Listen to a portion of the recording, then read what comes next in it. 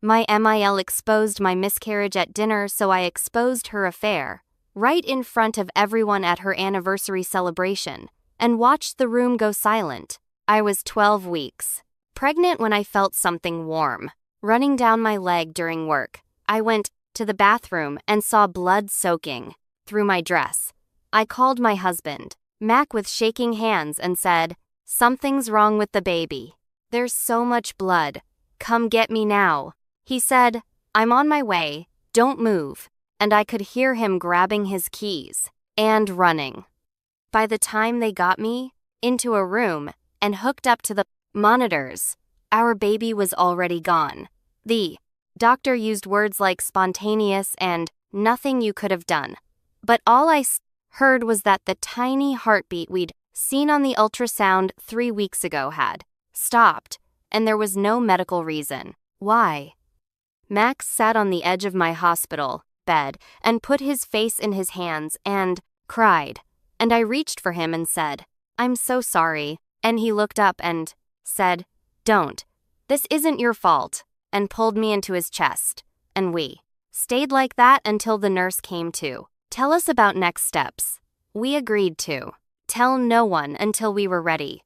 "I can't handle your mother right now," I said. And Mac nodded and said, "I know. We'll tell people when you're ready." No one needs to know yet. I trusted him because I had no reason not to. And I forgot that keeping secrets from his mother, Lena, was impossible because she had a key to our house and used it whenever she felt like it. 3 days later, I was sitting on the kitchen floor crying into a onesie I'd bought the week before when I heard the front door open, and there was Lena standing over me with grocery bags in her hands, and her lips pressed into a thin line of disapproval. "Well," she said, looking around at the tissues scattered across the floor and the empty ice cream container on the counter, "this is quite a scene." I wiped my face and said, "Lena, I wasn't expecting you." And she stepped over me to set her bags on the counter and said, "Clearly, you know, when Mac told me you weren't feeling well, I assumed it was something minor, a cold, maybe, not a complete breakdown, in the middle of the day." She turned and looked at the onesie in my hands, and her eyes narrowed. "Is that baby clothes? Why are you sitting on the floor crying over baby clothes, Elise?" I didn't want to tell her anything, but she kept staring at me with that look. She gave servers when her food came out wrong, and the words came out anyway because I was exhausted and empty, and I just wanted her to leave. "I lost the baby," I said, and my voice cracked on. The last word. 3 days ago, we weren't going to tell anyone yet. Lena's face changed into something that almost looked like sympathy if you didn't know her well enough to see the calculation behind it. She lowered herself to the floor beside me and grabbed my hands and said, "Oh, honey, that explains everything. I knew something was off with you lately, but I thought you were just being moody." Again, I said, "I'm not being moody. I lost my baby." And she squeezed my hands and said, I know, and I'm sure you're blaming yourself even though the wrecked doctor probably told you these things just happen sometimes, especially with first pregnancies, especially when the mother is under a lot of stress." She looked at me with her head tilted. "You have been under a lot of stress, haven't you? Working all those hours, not taking care of yourself properly. I told Mac months ago that you needed to slow down, but you never listened to me." I pulled my hands away and said, "The doctor said it wasn't anything I did." And Lena nodded slowly and said, "Of course he did. They always say that, but we both know you could have taken better care of yourself, eaten better, rested more. You're not exactly known for putting your family first, are you?"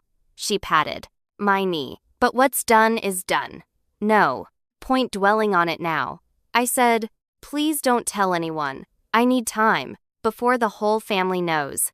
And she put her hand over her heart and said, Sweetheart, I would never betray your trust like that. I swear on my marriage, this stays between us until you're ready. Though, I do think the family deserves to know eventually.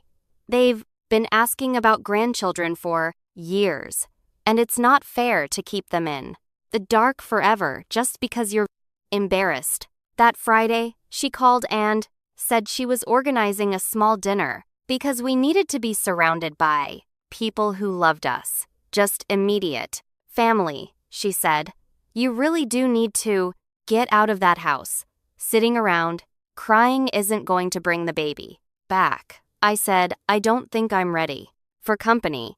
And she sighed heavily and said, Elise, this isn't about what you want. Mac is struggling, and he needs his family around him right now. Or is this going to be like every other time when your needs come before his? So I put on a dress and let Mac drive me to his parents' house where 30 people were waiting in the dining room. I grabbed his arm and whispered, You said immediate family. And he said, I guess. Mom invited more people. Just get through it. Lena floated through the crowd in a cream dress. And when she saw me, she rushed over and grabbed my face and said loudly, Oh, you poor thing. You look exhausted. Have you been sleeping at all? You have bags under your eyes. Everyone nearby turned to look at me. Halfway through dinner, Lena stood up and tapped her wine glass. And the room went silent. I need your prayers, she said with tears rolling down her cheeks. My son just lost his first baby, and I'm trying to be strong for him, but my heart is absolutely shattered. 30 faces turned to me. Lena sat back down and grabbed my hand and leaned close and whispered, You should really smile. People are going to think you don't appreciate them being here for you. I decided right then that tomorrow morning I was sitting back down and forcing him to choose between me and his mother. Lena thought I would keep quiet because that's what I always did. But she just made the biggest mistake of her life. She wanted to play the grieving grandmother in front of 30 people. So I was going to make her explain why she broke her promise in front of her son. For the first time in 5 years, I wasn't afraid of what would happen when I finally stopped being polite. I'll tell you exactly how that conversation went. The car ride home was silent for the first 10 minutes. I stared out the window and waited for Mac to say something, to apologize, to acknowledge that his mother had just done something unforgivable. Finally, he cleared his throat and said, I know tonight wasn't what you expected. And I laughed out loud because that was the biggest understatement I'd ever heard. Wasn't what I expected. Mac, your mother, announced our miscarriage to 30 people after she promised she wouldn't tell anyone. He tightened his grip on the steering wheel and said, She was trying to help. She thought you needed support. I turned to look at him and said, She thought I needed support, or she thought she needed an audience. He didn't answer. We pulled into our driveway, and he turned off the car and sat there staring at the garage door. I need you to apologize to her, he said quietly. I was sure I'd misheard him. Excuse me? He turned to face me with that soft expression he wore when he was about to ask me to do something I didn't want to do.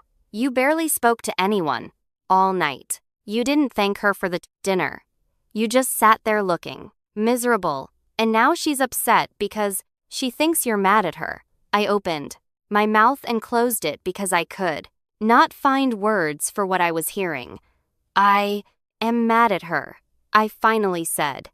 She told everyone about the baby after she promised she wouldn't. I have a right to Be mad, Mac.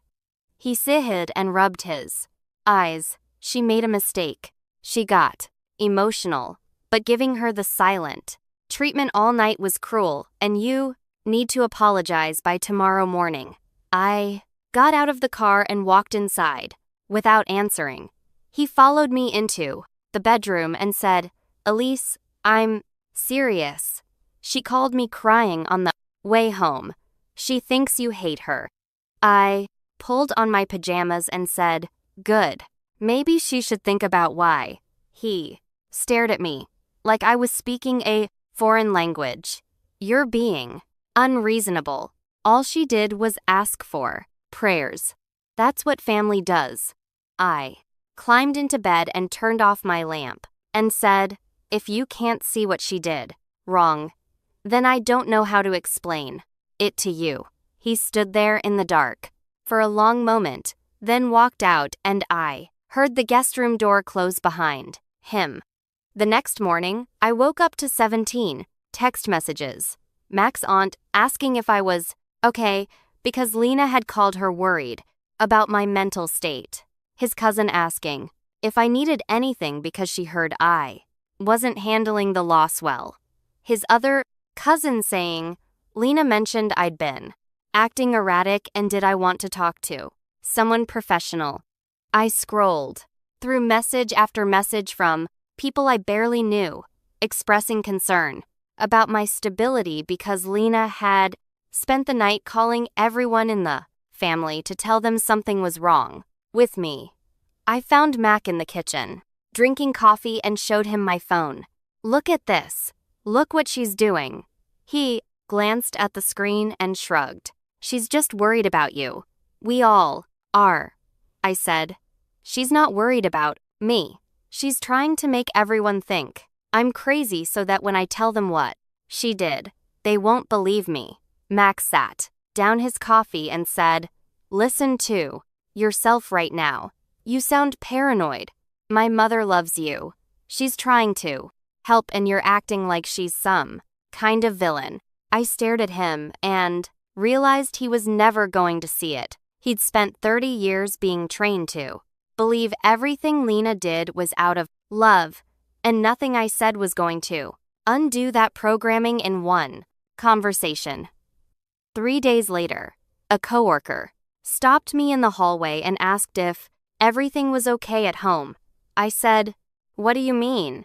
And she looked uncomfortable and said, your mother-in-law came to my church's prayer group last night. She asked everyone to pray for you because you're not taking care of yourself, she said. You've been struggling since the pregnancy, and she's worried you might hurt yourself. I felt the floor tilt beneath me. Lena had gone to my coworker's church. She had stood up in front of strangers and painted me as someone who might hurt herself. She was building a case, documenting a pattern, making sure that when I finally snapped and told everyone what she'd done, they would already believe I was unstable.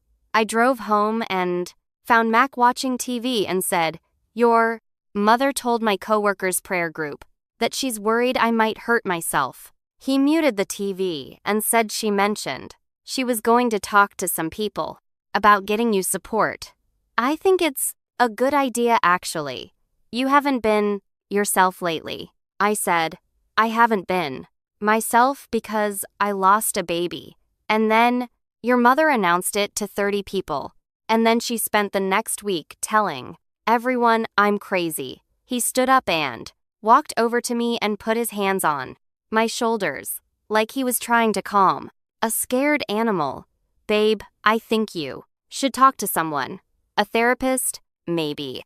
Mom knows a really good one from church. She thinks you're not processing the loss in a healthy way.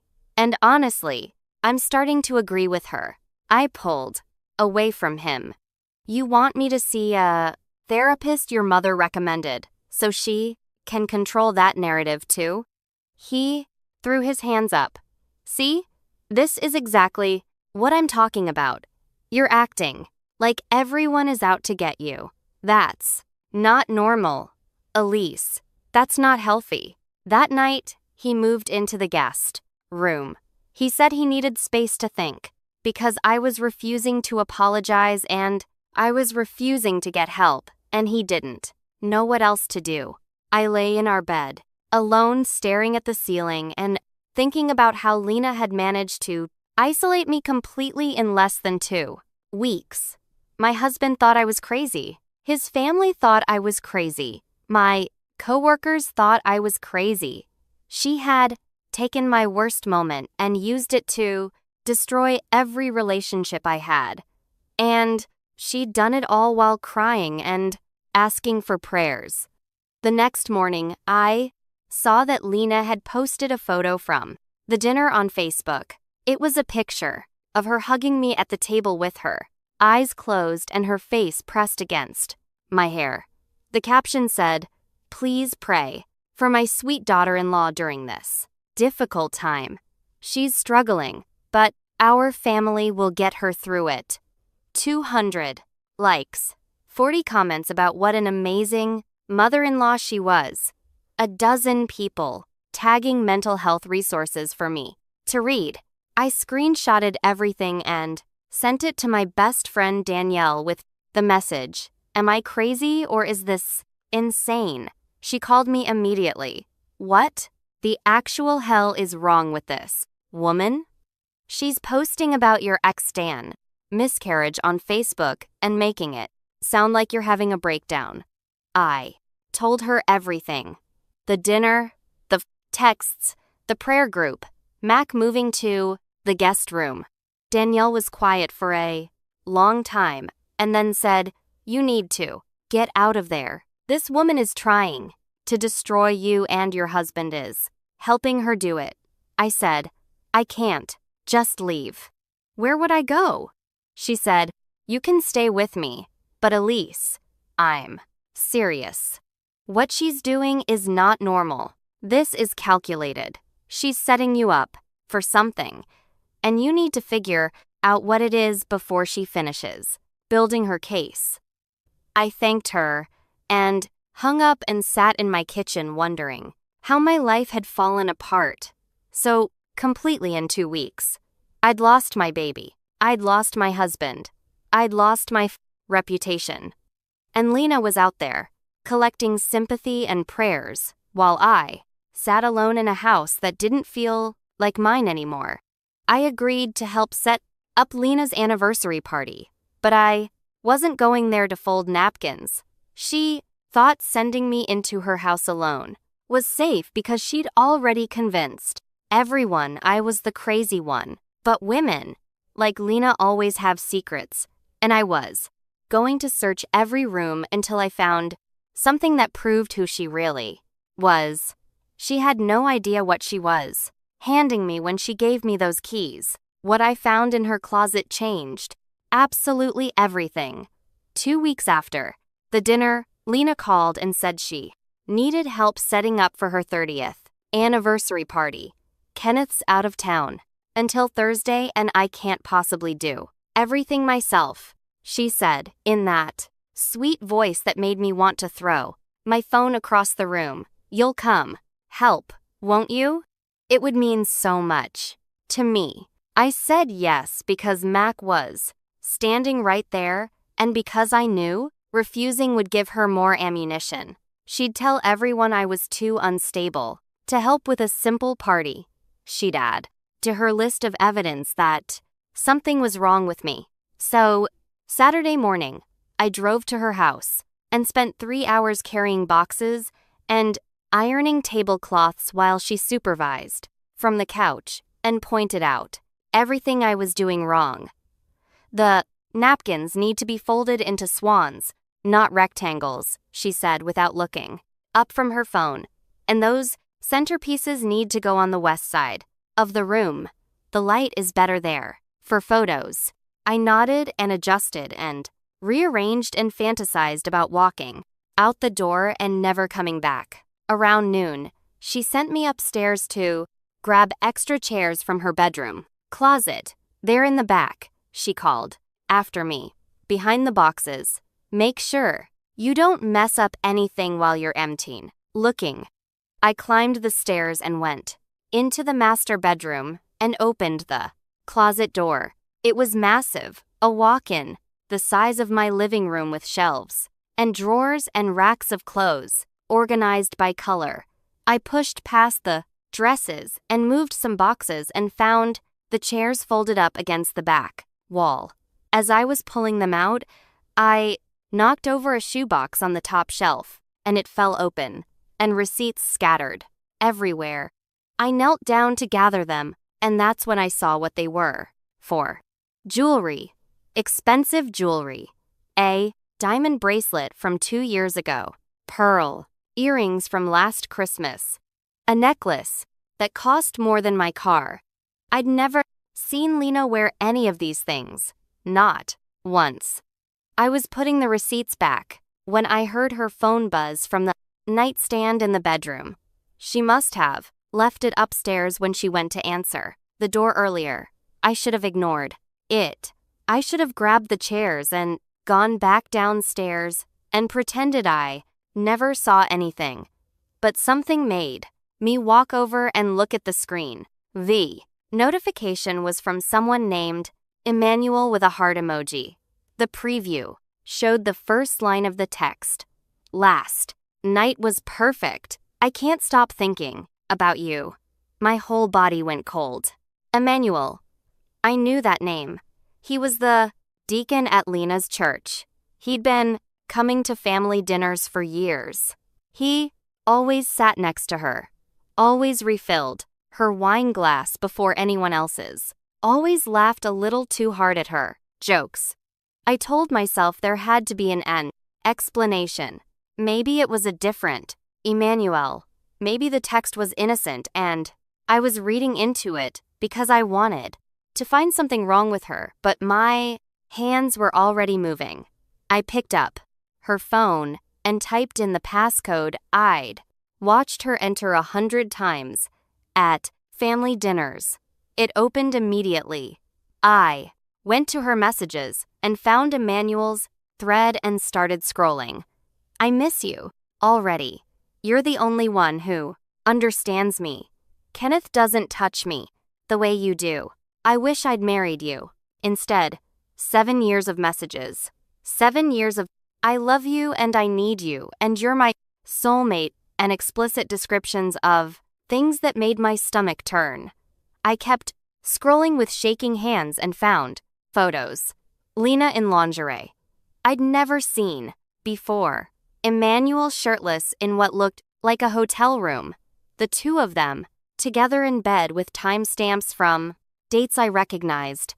Their anniversary, trip to Napa, the family reunion in Lake Tahoe, Christmas Eve 2 years ago when she said she was tired and went to bed early. I backed out of the messages and checked her photos and found a hidden album with hundreds more hotel rooms and restaurant receipts and screenshots of reservations at places she'd told Kenneth she was visiting with her girlfriends. Then I remembered the jewelry receipts. I went back to the closet and looked at the dates. Every piece was purchased within a week of one of their anniversary trips. Emmanuel had been buying her gifts that she couldn't wear around her husband. Gifts she kept hidden in her closet like trophies. I stood in that closet, surrounded by evidence of 7 years of lies, and felt something shift inside me. This woman had destroyed my reputation. She had turned my husband against me. She had announced my dead baby to 30 people and then told everyone I was crazy when I got upset about it. And the whole time, she was preaching about faithfulness and family values while sleeping with the church deacon. I pulled out my phone and started screenshotting everything. The texts, the photos, the receipts. I worked quickly and methodically and saved every piece of evidence I could find to my own phone. Then I put her phone back exactly where I found it and grabbed the chairs and walked downstairs and said, "Found them. Where do you want me to set them up?" Lena smiled at me from the couch and said, "By the windows. And thank you so much for helping. I know things have been hard between us lately, but I really do appreciate you. I smiled back and said, of course, that's what family is for. She had no idea that I had just found everything I needed to destroy her. I spent the rest of the afternoon setting up chairs and hanging decorations and watching Lena bark orders at the caterers while I thought about what I was going to do with the information I'd found. Part of me wanted to tell Kenneth immediately. He deserved to know what his wife had been doing for 7 years. But another part of me knew that wasn't enough. Lena had humiliated me publicly. She had stood up in front of 30 people and announced my miscarriage, and then spent 2 weeks making everyone think I was unstable. She didn't deserve a quiet conversation. She deserved to feel exactly what I had felt: exposed, humiliated, destroyed in front of everyone she wanted to impress. The anniversary party was in 2 weeks. 200 guests were coming to celebrate 30 years of faithful marriage. There would be a projector for the slideshow and a microphone for the toasts, and every person Lena had ever tried to impress would be in that room watching her. Except congratulations for a marriage she'd been destroying since before I even met Mac. I drove home with my phone full of screenshots and a plan starting to form in my mind. I had 7 years of proof saved to my phone, and I was finally going to show Mac exactly who his perfect mother really was. Lena had no idea. I found her burner while she was downstairs bragging about her faithful marriage. Tonight, I was sitting my husband down and making him look at every text until he couldn't deny it anymore. There was no way he could defend her after seeing this. I'll tell you exactly how that conversation went. I waited until Matt came home from work and sat him down at the kitchen table and said, I need to show you something, and I need you to actually look at it before you say anything. He sighed like I was about to waste his time, but he sat down and said, fine, what is it? I slid my phone across the table with Emmanuel's messages open on the screen. I found this on your mother's phone today. She's been having an affair with Deacon Emmanuel for 7 years. Mac picked up the phone and scrolled in silence for a long time. I watched his face, waiting to see the moment when he realized I'd been telling the truth about her all along. When he finally looked up, his expression wasn't shock or anger or betrayal. It was disgust aimed at me. You went through my mother's phone? He said. I blinked. Did you read what's on there? She's been cheating on your father for 7 years. Mac, with the church, Deacon. There are photos and receipts. And he stood up and threw my phone on the table. I don't care what's on there. You broke into my mother's phone and invaded her privacy, and now you're trying to use whatever you found to turn me against her.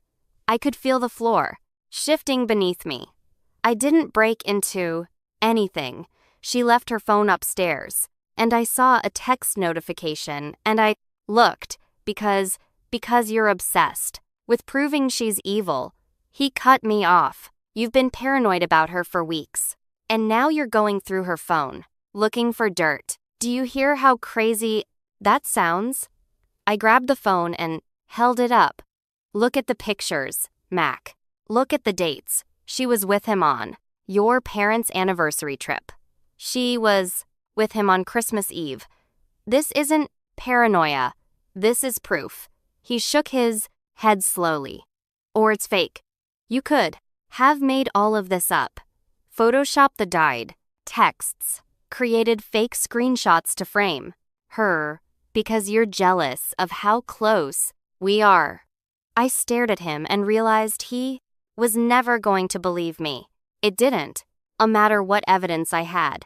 He'd spent 30 years believing everything his mother said, and nothing was going to change that. Not even proof of her affair.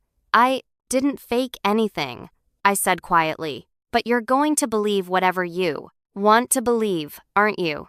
He walked toward the door and stopped. I'm going to stay at my mom's tonight. I think you need some time alone to think about what you've done. He left and I sat at the kitchen table looking at the screenshots on my phone and wondering how Lena had managed to win even when I had evidence of her worst secret.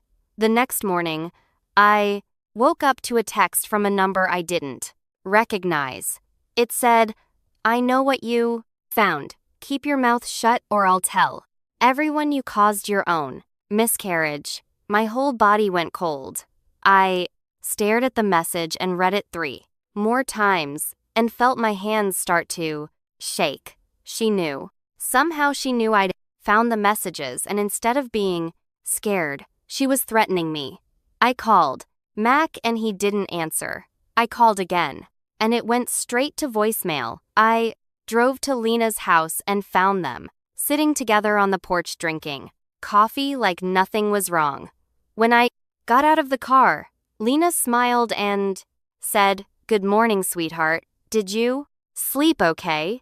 Max said, You've been having trouble sleeping lately. I held up my phone and showed her the text. You sent this. She tilted her head with practiced confusion. Sent what? I don't know what you're talking about. Mac took the phone and read the message and his face hardened. You probably sent this to yourself, he said, to make her look bad, just like you faked those screenshots. Lena reached over and patted his arm and said, It's okay, honey.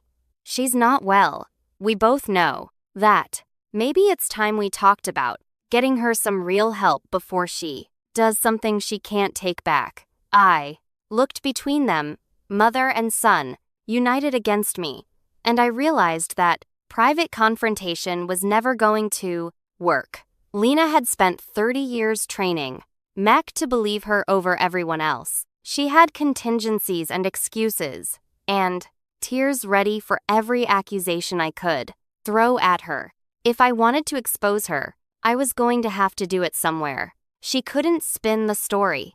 Somewhere, everyone could see the evidence for themselves and make their own judgments. Somewhere she couldn't whisper to Mac about what really happened. The anniversary party was 6 days away. 200 witnesses, a projector screen, a microphone. If she wanted to celebrate 30 years of faithful marriage, I was going to make sure everyone saw exactly what those 30 years really looked like. Private confrontation failed, so I was going to destroy Lena in front of everyone she'd ever wanted to impress. She thought she won because Mac chose her, but she forgot about the 200 guests coming to celebrate her perfect marriage. That party was going to have a projector and a microphone, and I was going to use both. She wanted to play the devoted wife in front of her friends, so I was going to let her right up until I wasn't. Come back for the anniversary party, because it's about to get very ugly. The night of the party, I stood in front of my closet for 20 close and 10 minutes trying to decide what to wear. Mac hadn't come home in 4 days. He was staying at his mother's house and only texting me to ask if I'd calmed down yet. I picked a red dress I'd bought years ago and never worn because Lena once said red was too attention-seeking for someone with my complexion. I did my makeup slowly and carefully and thought about what I was about to do. The USB drive was already in my purse. I'd spent the last 5 days organizing everything. Texts organized by date, photos arranged chronologically, a timeline that showed exactly when each affair milestone had happened and what lie Lena had told Kenneth to cover it. I drove to the venue alone. It was a ballroom at the nicest hotel in town. Crystal, chandeliers and white tablecloths, and 200 guests in their Sunday best, waiting to celebrate 30 years of what they thought was a faithful marriage. Lena spotted me the moment I walked in and rushed over with her arms outstretched. "Elise, you came." She pulled me into a hug and whispered in my ear, "Smile or everyone will think you're having another episode." I smiled and said, "I wouldn't miss this for the world, Lena. Tonight is going to be unforgettable." She pulled back and looked at me with something like suspicion in her eyes. But then someone called her name, and she floated away to accept more compliments on her dress and her decorations and her beautiful marriage. I found my seat at a table near the back and watched the room fill with people who had no idea what they were really celebrating. Kenneth stood near the bar looking uncomfortable in his suit. He'd never liked big parties. He'd once told me that Lena planned these events for herself and he just showed up where she told him to. Mac appeared at my table and sat down without looking at me. "I wasn't sure you'd come," he said quietly. I said, "I wasn't sure either, but I decided I didn't want to miss your mother's big night." He glanced at me with something like hope in his eyes. "Does that mean you're ready to apologize to move past all of this?" I picked up my champagne glass and took a long sip and said, "I think tonight is going to change a lot of things, Mac. Let's just see how it goes." The program started at 7. Lena had planned every minute. First, a slideshow of photos from their 30 years together. Then toasts from family and friends. Then a speech from Lena about the secret to a lasting marriage. Then dinner and dancing, and probably more, crying and praying and thanking God for blessing her with such a wonderful husband. I watched the slideshow and saw 30 years of smiling photos, Lena and Kenneth on their wedding day, Lena holding baby Mac, family vacations and holidays and anniversaries. A whole life, documented in images that told the story. Lena wanted everyone to believe. Then, the toast began. Mac's aunt talked about how Lena was the glue that held the family together. A church friend praised her dedication to her marriage and her faith. The pastor called her an example of Christian womanhood that all the younger women should aspire to. And then, Emmanuel stood up. I watched him walk to the microphone with a glass of champagne in his hand and a smile on his face. He was tall and handsome with gray at his temples and the kind of confidence that came from years of people trusting him. "I've known Lena and Kenneth for almost 15 years, he said, "and I can honestly say I've never met a more devoted couple. Their marriage is an inspiration. The way they support each other, the way they put their family first, the way they've built a life based on faith and love and commitment." He raised his glass to 30 more years of the same. Everyone drank, and I watched Lena dab at her eyes with a napkin, while Emmanuel took his seat beside his wife, the same wife who had no idea her husband had been sleeping with Lena for 7 of those 15 years. Lena stood up and walked to the microphone, and I knew this was the speech about the secret to a lasting marriage, the one where she would talk about trust and communication, and never going to bed angry. I reached into my purse and felt the USB drive and waited. 30 years, Lena began. Her voice trembled with practiced emotion. 30 years ago, I married my best friend, and every single day since then, I've woken up grateful that I get to spend my life with him. She looked at Kenneth with tears in her eyes. "We've had our challenges. Every marriage does, but we've never stopped choosing each other. We've never stopped putting our family first, and we've never broken the vows we made to each other in front of God and our families." I stood up, my chair scraped against the floor, and a few people turned to look at me. Lena paused mid-sentence, and her smile flickered when she saw me walking toward the stage. "Elise," she said into the Microphone. What are you doing? I climbed the 3 steps to the platform and walked toward her and said, I wanted to add something to your speech if that's okay. Lena's face went through several expressions in quick succession: confusion, suspicion, then a smile that didn't reach her eyes. Of course, sweetheart. What did you want to say? She stepped back from the microphone and I stepped forward and looked out at 200 faces staring up at me. I found Kenneth at the head table. I found Mac frozen in his seat. I found Emmanuel already starting to stand like he knew something was wrong. I pulled the USB drive out of my purse and held it up for everyone to see. The slideshow was loaded and all I needed was the right moment to end Lena's entire world. She had no idea I had the USB already queued up behind her. Anniversary photos, one signal to the tech booth, and every text and photo would be on that screen for 200 witnesses. I had complete control for the first time in this entire marriage. The moment is finally here. Lena's hand closed around my wrist before I could move toward the projector. Her grip was tight and her nails dug into my skin and her smile never wavered. Elise, honey, let's go get some air, she said through her teeth. You look like you're not feeling well. I pulled my arm away and said, I feel fine. Actually better than I've felt in weeks. She leaned close and whispered, if you do anything stupid right now, I will destroy you. I'll tell everyone you've been having a breakdown. I'll have you committed. Make sure Shane never speaks to you again. I whispered back. You already did all of that. What else do you have? Her smile finally cracked just for a second.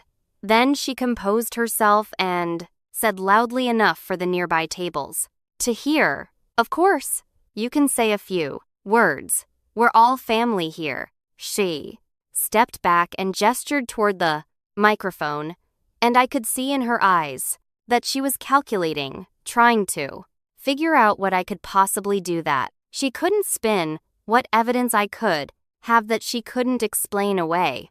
But before I could move toward the tech booth, Lena grabbed my elbow and steered me toward the hallway with that iron grip disguised as a loving gesture. We need to talk first, she hissed alone. She pushed me into a coat closet and closed the door behind us.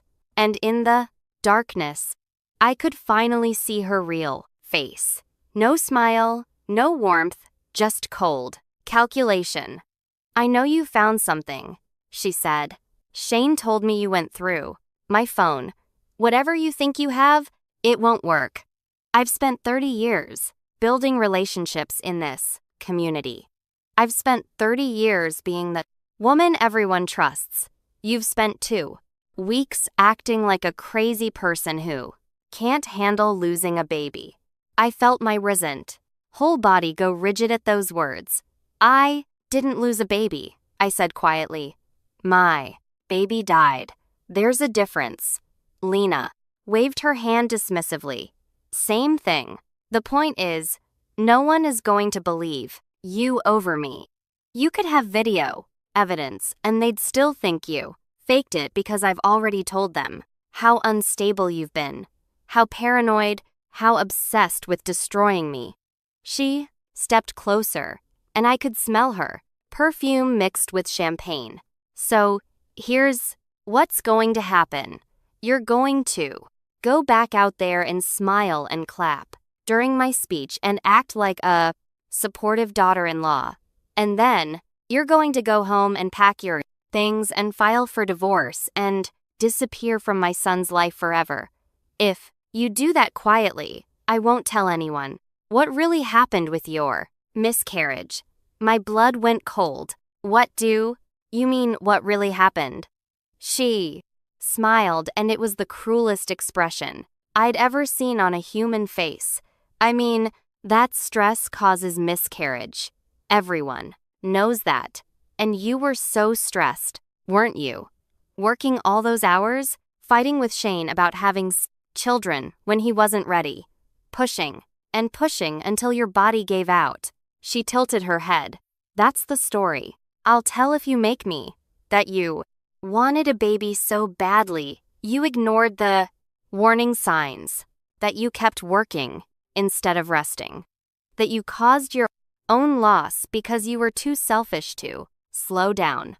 I stared at her in the darkness of that coat closet and realized I was looking at someone who had no limits, someone who would say anything and destroy anyone to protect herself, someone